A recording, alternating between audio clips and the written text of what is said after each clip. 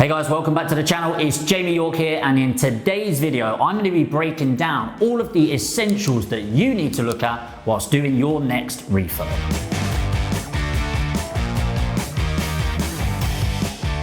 So number one is outliers. So what I mean by this is when you're going around a bread and butter property, it's boring vanilla buy to let, right? It's very simple to know what's going to go wrong, what's not. But when you've got something like the house is an odd shape, maybe it's a bit of a weird shaped room, or maybe there's an issue that you can't quite look at in the roof. Maybe it's a non-standard construction property and you're worried about the mortgages. We had a property down in Nottingham near Mansfield once where the property itself was absolutely beautiful, but next door they bought a lot of army paraphernalia, i.e. they had tanks in the front garden, which proved a massive issue. It may have been a shock to you, or in this particular property, damp. Okay, so when you've got these issues, you need to factor these into your refurbs and add an added contingency into it.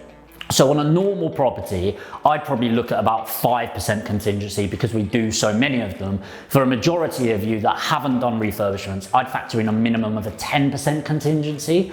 And then when there is an outlier, I won't do this for the entire bill or invoice, but for that particular section, whatever I think it's going to cost, got some checks in, I'm going to add 20% as a contingency on that, just to factor in any additional problems. And I'd much rather be overestimating the contingency on that outlier rather than not factoring it at all and then getting kicked or stung in the arse down the line.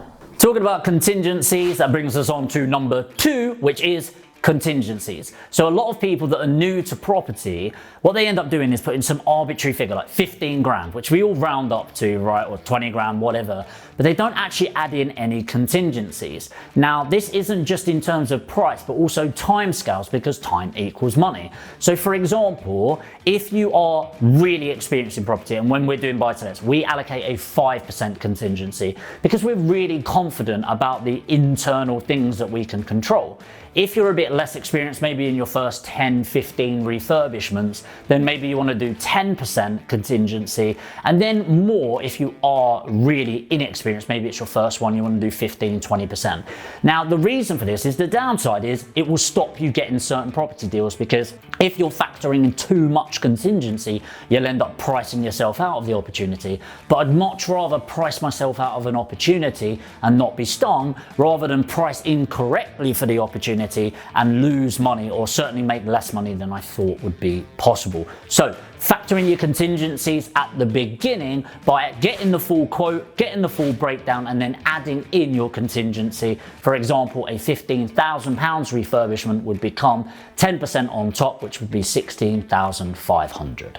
Number three is macro factors. So what most people do when they're doing refurbishment is they look at micro, i.e. internal. So what this could include is, how much is this going to cost? What's the quote on this? Can I quality check it? Check with local estate agents. They're all micro factors. But actually what you need to look at on top of that is the macro environment. Let me give you a really key one right now. We've gone through Brexit, we've gone through the big C over the last year, and what all of this has contributed towards is increase in imports. If you don't know this, UK imports quite a lot of the wood and things like that, which obviously a big refurb is going to take a lot of that.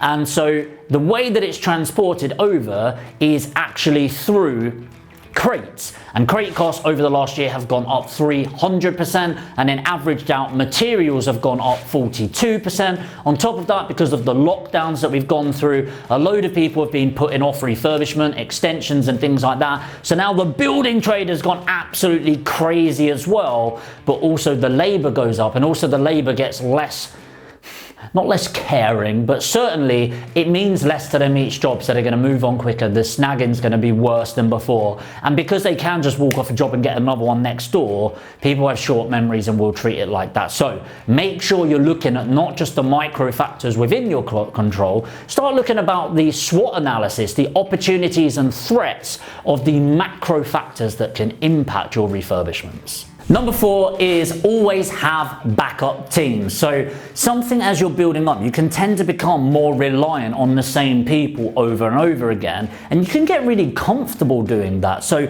you start trusting them a lot more, which is fair enough.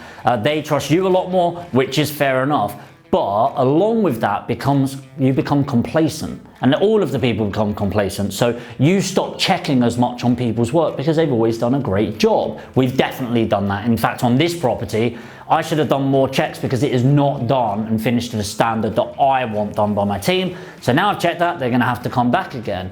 But also the teams get complacent.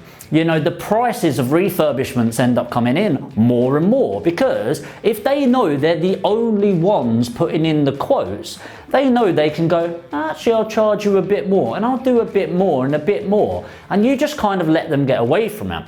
So I always think have a backup team and a tertiary team, a third team in there as well. Naturally, this will build up over time. Number 1, it's because of that complacency, which I've just gone through. Number 2, it's always good to have a comparison metric. So when we've got teams in, we'll always get other people to quote against them just to make sure. I'm not looking for the cheapest, by the way. I'm looking for the best team for the price, but making sure they're not there. But also external macro factors, as I've just gone through. You don't know what could happen. If you're painter and decorator and they're the only one they've got and they got the big C, then they're wiped up for at least 2 weeks. If you're doing a load of refurbishments, that can create a problem. What about the plasterer, the plumber, the sparky? All of this, something could go wrong. They could retire, they could go on holiday for a few weeks. All of this has a massive impact on your bottom line. And so I understand the need to have the same team and the regularity in building up that relationship. But personally, I always think it's important to have at least a second team or second person, plasterer, etc., where they're able to go in. And what you're trying to do here is mitigate your risk. And last of all, number 5, snagging. Make sure snagging is actually snagged. Now, a lot of people, they don't do their snagging list properly. And you need to remember with these sort of lists, like when you are a painter, decorator, and there's so many different jobs that's going into a house, there's bound to be things that are done wrong. For example, the painter doesn't put the plug sockets back on the faces back on properly, and bits like that. Maybe there's paint on the light switches, on the doors, whatever it is, that needs to be sorted out. And so my recommendation is at the end, you do a full and final snagging list.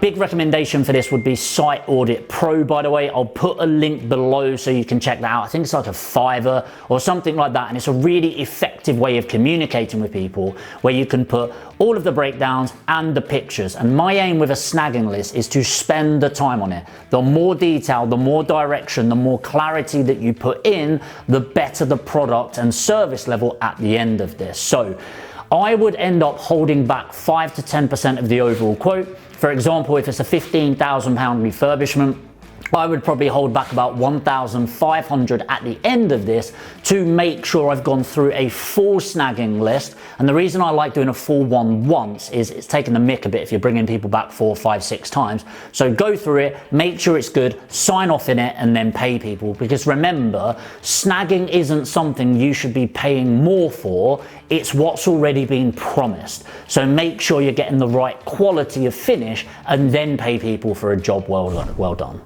So those are my 5 top refurb essentials, but what I'm interested in are what are your refurb essentials? Let me know in the comments. If you got value from this video, make sure to smash the like button. And of course, if you're new to the channel and you're looking to learn more about property investment, then make sure to hit the subscribe button and the notification bell, and I'll see you in the next video.